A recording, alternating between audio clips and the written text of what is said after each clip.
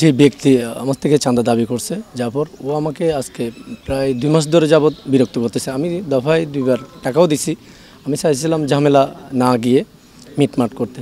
পরবর্তী ওকে আমি অফিসে ডাকাইছি, ডাকে আরও 50,000 টাকা দিছি। ও বলে যেন আমাকে 25 লাখ টাকা দিতে হবে। প্রথম 30 লাখ টাকা দাবি করছিল, 25 লাখ টাকা না দিলে হবে না। পর আমি 999 ফোন দিছি, সাথে সাথে ওনারা পুলিশ পাঠাইছে, ওনাকে অ্যারেস্ট করে নিয়ে আসছে। উনি আসলে আওয়ামী লীগের আমলে আওয়ামী লীগের অনুসারী ছিল, বিএনপির আমলে এখন বিএনপির অনুসারী। আসলে এগুলা আমাদের রাউজান থানার কিছু শীর্ষ লোক আছে, ওরাই ওকে ইন্ধন দিচ্ছে।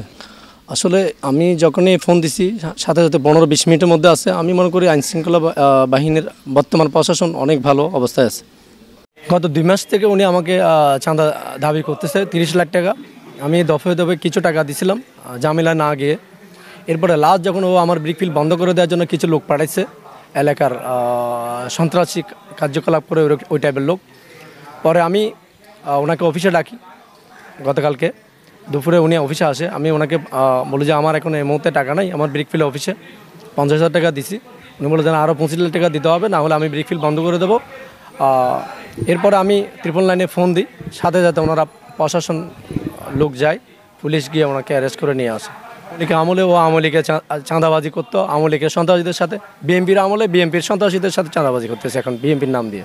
999 ফোন দেওয়ার পর আসলে আমার অনেক ভালো লাগছে এবং সেবা দ্রুত পাইছি আমি। আসলে প্রশাসনকে এটার জন্য ধন্যবাদ।